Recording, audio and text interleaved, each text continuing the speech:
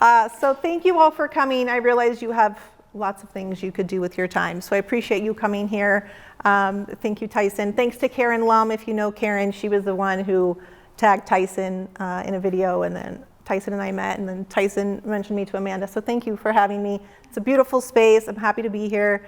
I'm going to just kind of walk you through a couple of stories. I feel like that's the easiest thing to do as opposed to some very serious, hardcore presentation. So 2016, I was sitting in a cold room on an uncomfortable bed wearing a scratchy gown. He walked in the room, crouched down next to me, and with 4 words changed my life. Christine, it is cancer. What the hell was my first thought? And although I didn't say it to him, I thought, as a 41-year-old fitness instructor with an 8 and 10-year-old at home, what am I gonna do to get through this next chapter of my life? I need to dig deep and really figure this out. And so after however many days, I decided that I needed to rely on something I had relied on for years. I'd been a group fitness instructor since 2007, and I always used the phrase, "you can do hard things," in my fitness classes. And my clients heard that phrase probably more times than they cared to hear. It was usually to get them through a physical challenge, a plank, a wall sit, some push-ups, whatever. But I was also telling them you can do hard things because I believed that mentally they could do hard things, and I wanted them to believe it for themselves as well, because I think our minds will quit on us well before our bodies. So it was time for the teacher to become the student. I can do hard things became my daily mantra.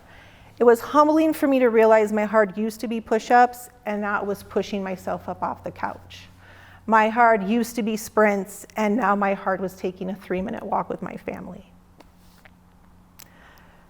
There were not always days of, triumph and I can do hard things. There were, let's be real, there were moments of tears and frustration and anger. But I realized very early on in my journey, and I'm extremely grateful for this mindset switch, that I needed to feel all the feels, but not live in that emotional state. And so as the days went on, my kids would remind me, "Mommy, you can do hard things." And to hear my 8 and 10-year-old tell me that, it actually, I think, brought me to tears more than reminding myself of those things.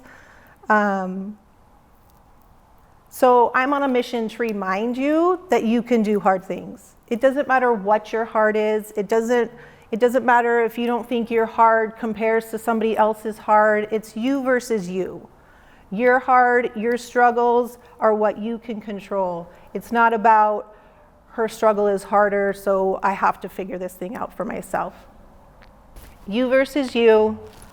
Realize that your hard helps put your life into perspective. Realize that no matter what hard you encounter, you can still live your best life. Realize that what you have shouldn't be taken for granted. My vision started to have some issues March of last year. And, I was always happy I could see, sometimes my kids will say, what's the game? I can't think of what it's called, but would you rather, and sometimes they're crazy, like, would you rather eat poop flavored chocolate or chocolate that, I don't know, I don't even know what they are, but whatever. Sometimes they're crazy. But then there's the ones that like, would you rather lose your vision or lose your hearing, or things like that. And you're like, I don't want to lose either. But I hadn't really thought about it. And then my vision started to kind of go, and I thought, oh man, I need to really be grateful for everything that I have. So anyway, the hard puts things into perspective. And I guess I realized it when I met with a general surgeon up at Billings Clinic, and I needed to have a bilateral mastectomy. And he said to me, okay, this is not an easy procedure, but everything you have been through up until this point, this is probably gonna seem pretty easy. And in the moment I thought to myself, that is the most absurd thing I've ever heard. And while I was grateful for that information, my life was a shit show for the first, specifically 3 months after I was diagnosed, but really for the first almost a year and a half. Just like if something could go wrong, something went wrong. It was a little crazy. And the oncologist jokingly referred to me as a problem child. And then I realized I didn't want that term anymore, so we stopped using it. But so the general surgeon tells me this, and I'm like, oh, okay. And then part of that gave me a little bit of hope. Like, you know what?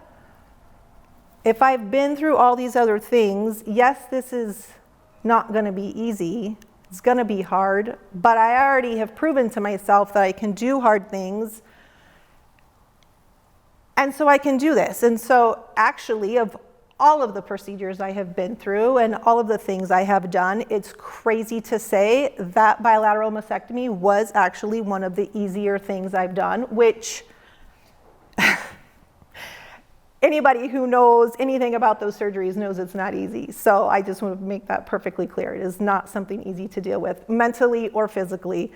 But I think that at that point, we were maybe a year and a half into my journey, and I was like, okay, like maybe in the back of my head, I knew like, oh, I can do hard things. But as I continually got challenged and kept doing hard things, it really kind of sat in my soul and sat in my gut. Like, it's not just a catchphrase. It's not, like when I was saying it in fitness classes, I did believe it. And I do believe that mentally we have to know that we can do the hard things physically, because again, I believe your mind will give out on you before your body. But I didn't want to make light of that situation. And at that point, or up until that point, everything about hard things was about something in the physical world, like going for that sprint or doing 20 burpees or whatever it was. And now it was like, I got to take a shower. Like, I'm 41 years old and I can barely stand in the shower.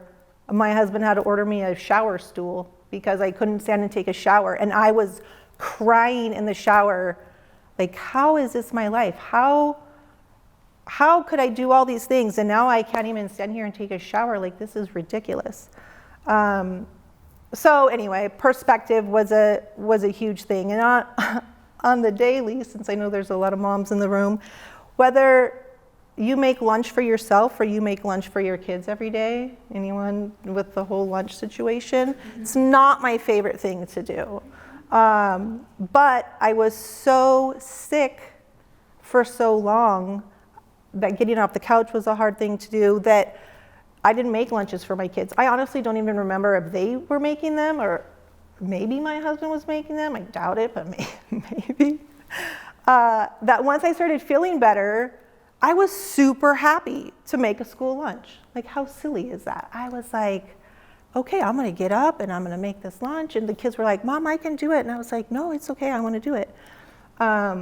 So it's just those little shifts in your perspective. So again, whatever your heart is, it doesn't have to be, people think the heart has to be some big, dramatic thing to overcome. And sometimes there are those things, but sometimes it's the little things. It's, getting your kid to sleep through the night, or deciding what to eat for the day, or, whatever. And so that's why I really want people to know that your heart is your heart. Don't compare it to other people's, because then you start to diminish what's happening in your life. And that makes me sad. People would come over to visit me and I'd say, well, what's going on in your life? Oh, no, it's fine. I don't want to, it's nothing compared to what you're going through. And I was like, I don't want to sit here and talk about my suck all day. Like, we don't have to compare the suck. Like, let's just go share. Like, if you're my friend, if you have a struggle or a hard, like, I want to know what's going on. Well, I know, but it seems so silly compared to what you're going through. I was like, listen, it's your hard. Let me help you with your hard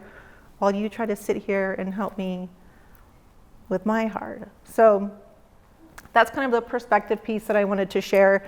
And then it was interesting, so I went through 18 weeks of chemo, 16 technically, because I twice told my oncologist, no, I'm not happening, I'm not doing it today. But so I was in treatment for several months, and I finally decided it was time to get back to the gym. And as a fitness instructor for several years, I really had to prepare mentally before I even stepped foot back in the gym or in a class, because I knew the Christine before cancer was not going to show up. I mean, it was physically impossible for that level of performance to show up just coming off of chemotherapy and all the surgeries and things that I had. So it literally started probably 2 days before I went to the gym. I was like in my head, like giving myself a pep talk, like, okay, you can do this. It's going to be different. Things are going to be hard. You know, this is you versus you. Like, you have to do better than you did the day before. It's not about what the person next to you is doing.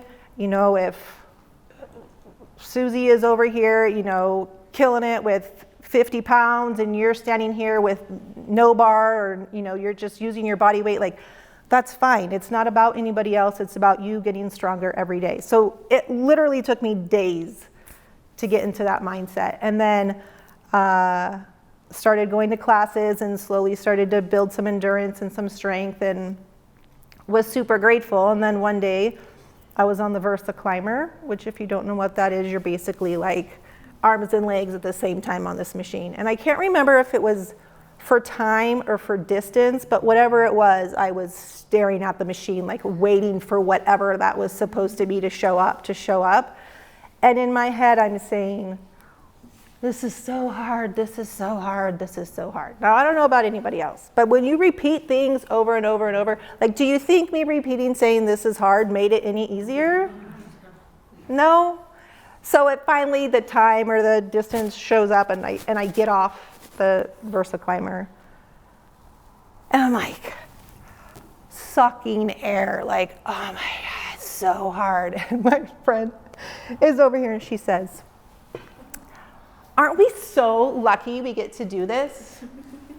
And I'm like, oh my God, I hate you right now. But that's like, was the reality check I needed. And I was like, you know what? Yeah, you're right. We're so lucky that we're able to be here. Because at the time I had friends in the hospital and, you know, all these other things that would have killed to do the, oh, hi, buddy, would have killed to do the Versa climber. And here I was just complaining. And so at that moment I realized, okay, Christine, it's time to choose your hard.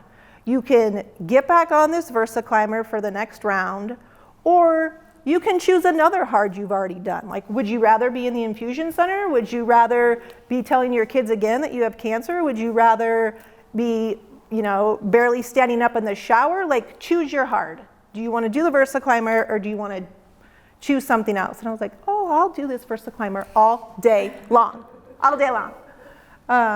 So choose your hard, in addition to I can do hard things, or even sometimes I would say to myself, you can do hard things, like I was telling somebody else, because sometimes, don't you find it's easier to give advice to a friend than to say something to yourself? Or, you know, if your friend was having a moment and feeling down on themselves, you would be like pumping them up all day long, but then to yourself, you're, you know, saying whatever negative things to yourself. So sometimes I would say, you can do hard things. And sometimes my kids would walk in the bathroom and be like, what are you doing? Because I would be looking in the mirror like, you can do hard things, you know, blah, blah, talking to myself. And my kids were like, oh my God, Mom has lost it. So just remember that you get to choose your hard, that you can do hard things. It's you versus you. It's not about competition. I'm going to check my little notes. Oh, another thing on perspective. So I used to, and sometimes I still do it, and I catch myself quickly. You know, I have to fill in the blank. I have to go to work. I have to drive my kids to school. I have to wake up early. And I quickly switched that for myself to I get to do these things. And so sometimes the alarm goes off and I let out an ugh. And then I have to realize not everybody gets to wake up in the morning. So how about let's not ugh over the alarm and So I sometimes say, it's a great day to be alive. And if I'm feeling funny, I'll like sing whatever that country song is for a few lines. But I also changed in my phone, it just says alarm. You can actually change what your alarms are called. So I deleted about 10 today because school's out, thank God. But I left, so my normal one says life is good, and I change it up sometimes. Sometimes I'll say be awesome, live fit, or whatever. So I change my alarm so that when it goes off and I pick it up, there's some sort of reminder to me there, as opposed to just like alarm, like alarm, that's boring, like life is good, or rise and shine, or have a great day, or whatever. And I looked at my daughter, she just finished her freshman year. She has a ton of alarms. And her phone too, but she has named them all. So, and I didn't even know that she realized I do that, or maybe she just did it on her own. I have no idea. But that has really, with the perspective piece, helped kind of switch. And does anyone know how Elrod, he wrote The Miracle Morning?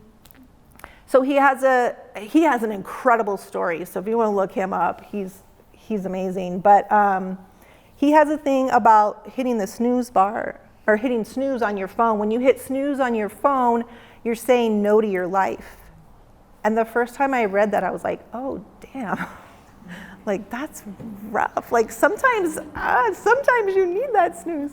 But once I really started to, like, sit and think about that, I was like, oh, man, like, don't tell your life no. So that's when I started changing what they're called and all the things. So anyway, and then I kind of just realized, talking to people with their various hards, that no matter what someone's hard was, no matter what their gender was, no matter what their situation or their job or whatever they were going through, people were looking for community. And so that's why I love this space. I love that I get to share this story in this space. Your community, maybe it's just a few close friends. Maybe it's only I have met people only online, and it's crazy the connections that we've been able to make based on surrounding hard things, because they know the struggles and they know what I'm experiencing. And so wherever that community is for you, whether it's the people in this room, your family, some close friends, an online tribe, whatever community you need to not feel isolated and alone, please find them. And if you don't have someone, please find me. You can connect with me. BeAwesomeLiveFit.com was my blog, and it's kind of morphed into some things, but there's resources on there. So if you want to hear more of, or read more of my backstory and kind of the shit show that transpired, that's all on there. And then if you have someone that's going through, a cancer type hard, like I said, there's resources on that website as well. I'd be happy to connect with anybody there. So if you have any questions, we can take a few questions. And then I do have one quick little exercise that doesn't involve you actually. It's not like an exercise. Everyone stand up and do burpees. But if anyone has any questions, I'm happy to answer anything specific to whatever, my cancer, my mindset, my whatever. If anyone has anything, feel free. I know sometimes that's awkward. People are like, I don't want to say anything. One other thing. So America's Got Talent, I don't ever watch that show, but a bunch of people have been sending me this video.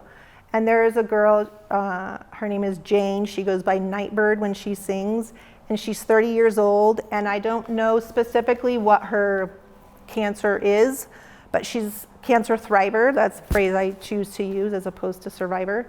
I guess I'm both. I'm a cancer survivor that was getting through treatment, and then thriver, trying to move forward with my life. But she was on America's Got Talent, and she sang an original song. Did you see it? Oh, my stars. Okay, so I've had like 10 people send it to me. And the first time I watched it, she's telling her story, and she wrote this original song, and it's called I'm Okay. And everyone's like, oh, okay. And then it comes out that she has had cancer, and then Simon asks how she's doing, and she says, well, the last scans show that I have cancer in my spine and in my lungs and in my liver. And so Howie says, oh, so you're not okay. And I wrote this down because I was like, oh my gosh, I love her. And she said, well, not in every way. And then she said, I'm so much more than the bad things that have happened to me. It's important for people to realize I'm so much more than the bad things that have happened to me. And I was like, oh, bless her heart. So then she sings this beautiful song. She has an amazing voice. And Simon's talking to her at the end, and he talks about how authentic it is, and he kind of gets a little emotional, and he stops talking. And then she says, you can't wait until life isn't hard anymore before you decide to be happy.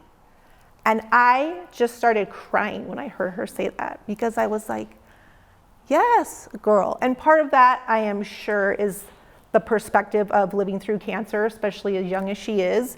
But I thought more people need to realize that. Like, the hard things don't have to define your life. They will be a part of your story, but I don't think they have to be a hard definition of your life. I don't think they have to be a hard stop, like you can't keep moving. And so I was really inspired by her. So look up America's Got Talent. She's Simon's golden buzzer, which I wouldn't say that if it wasn't on every video, because it's kind of a like, oh, sorry, she wins the golden buzzer. Yeah, but she's like, she has a 2% survival rate. Yeah, she says that at the end. Yeah, and so then you're just like. And she's like, 2%'s better than 0. Yeah. And I was like, okay. This girl's awesome. And she's 30 years old. I was just like, oh my God. But her voice, I mean, she's incredibly talented. And her backstory obviously is just, makes your heart feel warm. So anyway, I had to give her a little shout out. Nightbird. Yeah.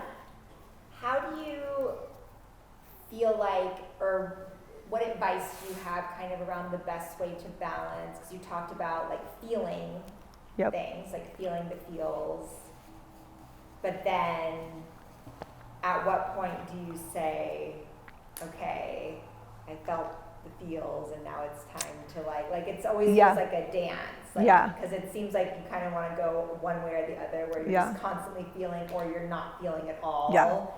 And I think I always kind of struggle with like, okay, well, when is enough feeling, when is too much or not enough, or, So that's a super good question, because, and people actually ask me a lot, and I don't know that I have like a perfect answer for it. I decided early on that, 10 minutes was my timer, and I just kind of picked that arbitrarily. It could be, and I don't like sit there and time it, but like, I don't want to allow myself to sit in the yuck, in the spin of the bad, or whatever it is, because that spiraling doesn't do anything for me. It doesn't do me any good. And so I give myself time to, so if you don't know about a damn it doll, do you know about a damn it doll? Anyone heard of it? Oh my God. So my friend, it actually is called, I should have brought it. My friend sent me this doll. It's like a rag doll, and it says damn it doll, and it has like a poem on it, and you're supposed to just like hit this doll on whatever, a wall or a table, and like just say damn it, damn it, damn it. So anyway, so get yourself a damn it doll if you need a damn it doll. So I just decided that I was gonna feel whatever I had to feel. So whether it was angry, sad, sobbing. In the very beginning, I like cried for days. Before I even knew for sure, I just kind of had a gut feeling that this news was coming, just based on labs and other things. And so I was a hot mess for days. And then when we finally had the consult and found out that there was a chance it wouldn't be cancer, but, maybe mentally prepare that it is. We were driving home from Billings, and my husband said, well, like, how are you doing? And I was like, well, at this point, it is what it is. Like, continuing to live in fear and sadness isn't going to change the fact that whatever's happening is happening. So like, you know, I need to just kind of focus on what's ahead and take one day at a time. So that's why the what the hell, when he was like, it is cancer, it wasn't a complete, you know, it wasn't like it came from left field. I have a lot of friends who had no idea that they had cancer and then woke up from a surgery and were like, you have cancer. So it wasn't a complete surprise, but at the same time, it didn't make the news any easier. So I find that a shower is a good place to like have my moments and have my feelings and cry, because you're already wet and nobody can hear you. And my kids are old enough that they're not in the bathroom when I'm showering. I know with little kids, it's not always the case. They usually find their way into the bathroom. So I just try to get out whatever I need to get out, and then like take a deep breath and just decide, like just make the decision. Like, okay, there's nothing else I can do about this. No more crying or being angry is going to do anything about it. So it's time to take a breath and just move forward. That's not really a great answer, but. No, yeah. So I want to do a quick kind of mantra exercise with you guys. I did it at an event in 2015 that I was helping my friend run, and people still talk about it. So I feel like, oh, it must be a pretty good, it must be a pretty good thing to do. So you can stay seated, it's totally fine. You can keep your eyes open, you can keep your eyes closed. But this is another mantra that I just kind of used to close out this event that I did. And it also became something that I've used in bits and pieces, or sometimes as a whole, kind of throughout the last 4.5 years as well. So I want you to repeat after me. Okay? I am brave. I am brave. I am strong. I am strong. I am enough. I am enough. Okay, we need a little more gusto. I am brave. I am brave. I am strong. I am strong. I am enough. I am enough. Okay, we're gonna go big or go home, ladies. I am brave. I am brave. I am strong. I am strong. I am enough. I am enough. Yes, good job. That's where I want to leave it with you. That's amazing. He started breathing really fast when we were Oh, sorry, baby. He was saying it with us. Oh, perfect. Can I ask you one more question? Mm-hmm. I feel like, and I actually don't have a similar experience, but I have my own part that I'm going through, and it's almost like a life changing, and I feel like the transition from the life that was before to a transition that is new is a hard in itself. Any advice? You are so right. It is that. So I always joke, like there's the BC and the AC Christine, the before cancer Christine and the after cancer Christine. And I think it's just coming to an acceptance that life's not gonna be the same post-hard, whatever that is. That it's not. I mean, it's nearly impossible, because I'm not gonna say something's impossible, but it's nearly impossible for a life post major hard change to be the same as it was before the hard.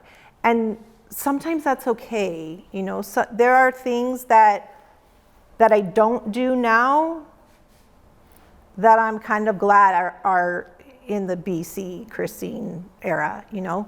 There's things that I wish I could have carried forward, and on some levels, you know, maybe that part of my life is still there. It just looks a little different.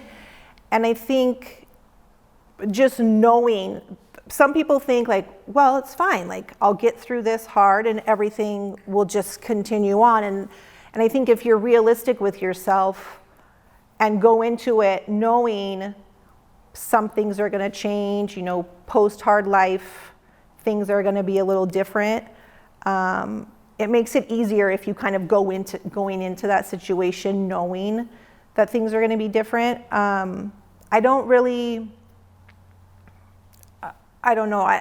Everybody's different. I have some friends in the cancer world that like just pine over life before cancer, and I just decided for me that this wasn't going to do me any good. Sometimes we need a hard to push us into something else, and I'm not one of those people. Some people say, like cancer was the best thing that happened to me. I'm not there yet. I don't know that I will ever be there. But I will say there have been good things that have come from my diagnosis. And so I think looking for what could potentially be the good coming out of that hard, and accepting that some parts of your old life won't continue past the hard, is just kind of the best thing that you can do going into it. I hope that was helpful. It was, yeah. Thanks. That was good. So remember, you can do hard things. Sometimes you got to say it to yourself. You can do hard things, even though you're talking to yourself. Think of it as if a child was, when your kids or nieces or nephews or whoever are learning to walk, you don't push them down or like say bad things to them. You're like, yeah, it's like the most exciting thing ever. Like, you can do it, or, yay, good for you. And then think, would what you're saying to yourself, your negative self-talk, or whatever mind games you're playing with yourself, would you say that to a child? Would you say that to a friend? I have to be careful when I say, would you say that to a friend? Because sometimes maybe you would say that nasty thing to a friend. So I like to use children, but just think about like, would I actually verbalize this to somebody else? Or my daughter and I had a conversation about, if you had to get a tattoo of every thing you said to yourself, would you say it? Right? If automatic, like in some crazy world, whatever you said to yourself, you're beautiful, and all of a sudden it was like, you're beautiful on your arm, or it was like, you're worthless, and all of a sudden it said, you're worthless on your body. Like, everything you said to yourself, if it got tattooed on your body, would you still say it? Maybe you would, but maybe you wouldn't. So little something to think about there. So I appreciate you all. Again, beawesomelivefit.com. There's a contact form on there. You can send me an email, or again, if you know someone that needs resources, or you want to hear more about the fun of the last 4.5 years. If you need community and want to get hooked into something or whatever, please, I'm happy to help in any way that I can. Christina, I have a question if you don't mind. Yeah, totally. I'm super curious about your family and helping them adopt the same positive mindset that you have had. What has that looked like? Because I can't imagine, your partner Yeah. was in the same place, and your kids are at a level of not understanding and watching you go through it, and family dynamics. Yeah, so my mom died. So I have ovarian and breast cancer. I tell people I'm so awesome, I got two. My mom died from ovarian cancer when I was 30. And she only lived, it was maybe 4 years between diagnosis and when she passed. She was diagnosed at 51. I was diagnosed at 41. And my kids were 8 and 10. And I remember being 30 and watching my mom die, and it was, I don't even have the words. And so that was a big struggle for me in the beginning. Even before I had the official diagnosis, I was struggling. Like, my kids are 8 and 10. What am I going to do? They know that Grandma Eileen died from ovarian cancer. She passed when I was pregnant with my oldest, so they don't know her. And so I thought, oh my gosh, what is happening? So I told them I was going to Billings for a surgery, that there was a mass in my stomach, but that's where I left it, because there was a slight chance it wouldn't have been cancer. And I was not about to tell them until I knew for sure. And so, like I said, I was a hot mess for the first few days until we actually had the consult. My husband is an only child, and I love him, but he had been a little selfish up until that point of our marriage. And so he was like, I got you, you've done so much for me, I'm here, we can't lose you, God help us all if something happens to you. So he's been amazing all along, and I'm very grateful, because I just kind of assumed that's what would happen, but I have met people that is not what happens, and spouses leave and things go crazy, and I'm like, oh my gosh. So then when it came back that it was cancer, it was supposed to be 3 days in the hospital, it was 9 days in the hospital, it was a shit show. So I came home and had to tell my kids, and I tried everything in my power to not actually say ovarian cancer, and it had to come out. So it came out, and I could see them processing, and obviously there were tears, and we told them they could have whatever emotions and made sure they knew who they could talk to. And so they got all their questions out and cried, and then they were like, are we still going to Walt Disney World? Because that trip had been planned with my dad and my sisters and the cousins, and before I got diagnosed. And so I was like, oh, and at this point it's November 2016. We're not going to Florida until July of 2017. And I'm like, psh, yes, we're going to Florida, like what? And then things started happening, and I was like, oh my God, like I don't know. And every time I would say, the whole cancer center knew I was going to Florida. I mean, every time something came up, I was like, you don't understand, I have to be in Florida in however many weeks. And they're like, I know. So chemo ended, so I was diagnosed with ovarian cancer. I'm getting a little off topic, but I was diagnosed with ovarian cancer. 2 months later, I was diagnosed with breast cancer. We decided not to do anything with the mastectomy until I got through chemo, because chemo had been pushed already. So we started chemo, and I had an allergic reaction. That's a whole other story. So they decided, let's get you on chemo, 18 weeks. I had to wait 6 to 8 weeks post-chemo to have my mastectomy. And then we had to figure out this Florida trip. And so I was like, well, I'll get my mastectomy when I get home from Florida. And the surgeon was like, you can, but with chemo ending, right now it hasn't spread to your lymph nodes, like you just run the risk. I'm like, okay, well, how long do I have to wait? He was like, I can do it at 6 weeks. And I was like, okay, that gives me 7 weeks before Florida. And he was like, I think you can do it. And I was like, oh my God. And I was like, well, I'm going to Florida, so we're gonna figure this out. So I had my bilateral mastectomy. Like I said, thank you. It was very easy, not very easy, it was easy-ish. I got my drains out, and 7 weeks I was in humid Florida. Thankfully my drains were out, so I didn't have to worry about that. I had an electric scooter, so I was like rolling in my electric scooter through Disneyland. But the very first day at Hollywood Studios, I felt terrible. Like ended up going to Central First Aid and was like crying, and my husband, my poor husband, he was like, are you in pain? Like, what? And I felt really bad, but I was like, we're in Florida, and it's the first, we were there for a week. I was like, it's the first day, and I can't even stay. And he was like, oh my God, it's fine. Like, the kids will be fine, whatever. So we find my family, and we're like, we got to go back to the hotel. And the kids were like, Mom, are you okay? And I was like, yeah, I'm great. So we go back to the hotel, the kids get through the day, and I remember crying in the hotel room to my husband, like, oh my God, our poor kids, like they had birthdays a couple months after I was diagnosed, so they were 9 and 11. And I was like, all they're gonna know is like, cancer is always getting in the way of something, like mom's sick, she can't even get off the couch, like, I had an oxygen tube and a feeding tube. I'm so sorry, I'm gonna wrap it up, Tyson.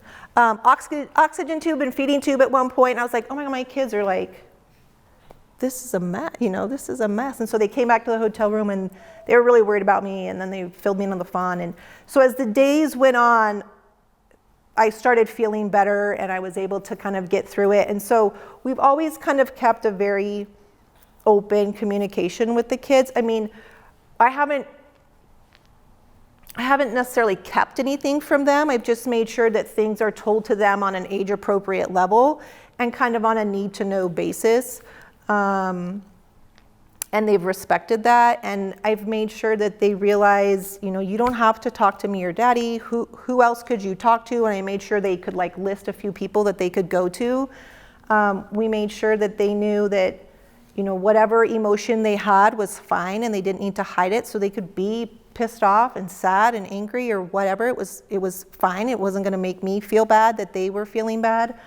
And I told Tyson, my friend sent me an FU Cancer sweatshirt, and I wore it one day to chemotherapy with my frog leggings, so I was like happy on the bottom and angry up top. And I forgot to change when I got home. And so we're at the dinner table, and again, they're 2nd and 4th grade. No, they're 3rd and 5th grade. And so we're eating, and I'm kind of to the side of my daughter, and all of a sudden she's like this. And so I sit back, and I was like, oh, are you looking at my sweatshirt? And she was like, yeah. And she starts laughing, and I said, oh, Aunt Amy sent it, which is a good friend from Arizona. And she was like, what? Because this friend would, like, her sending that sweatshirt was very out of the ordinary for her.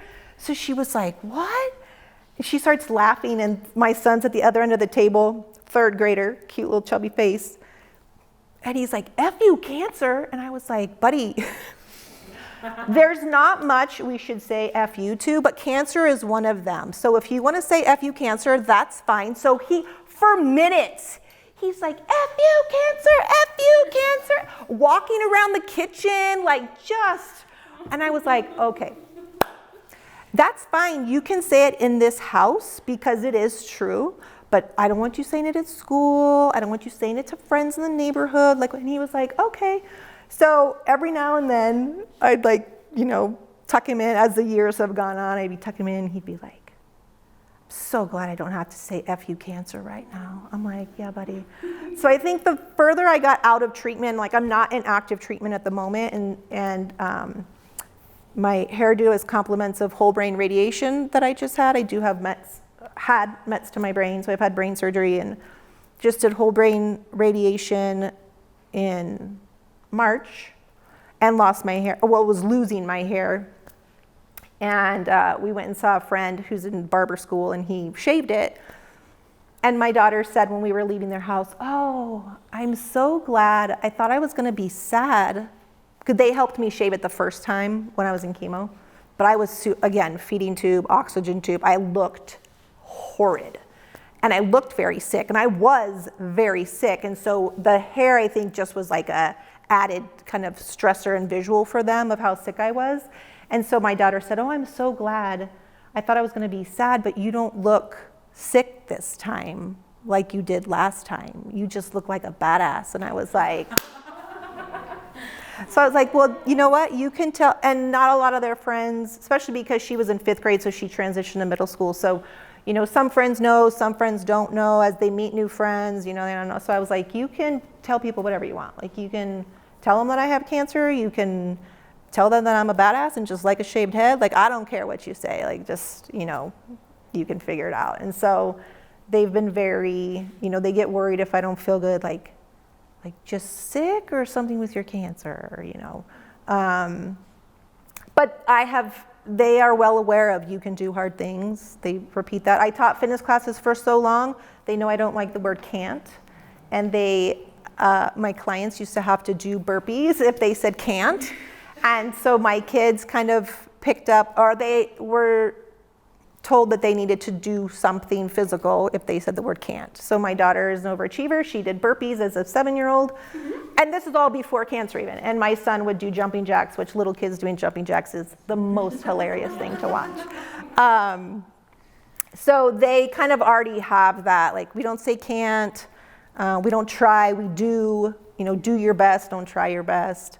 So they kind of already have some of that. And then the you can do hard things has kind of been in the background, but these last 4 years, like I said, they will say it to me on occasion. Remember, Mom, you can do hard things. I'm like, but I don't want to. And that's the other thing. You don't always have to want to, but eventually, and some things you can put off for a while, but eventually you have to kind of face that hard and just do it. So, did that even answer the question? I feel like I got stuck on Disneyland and spiraled into wherever. Yeah, thank you. I'm sorry I ran over. Oh, thank you. 7:12. If anybody needs to go, that's totally okay. Will you stick around? Oh, totally. For a while? Yeah. Awesome. We can network a little bit. Yeah. Some more follow-up questions. Anybody Yeah. We do some burpees together. I still don't love burpees, but I'll do a burpee with you if you want. I'm medically exempt, right? Not cleared to work out.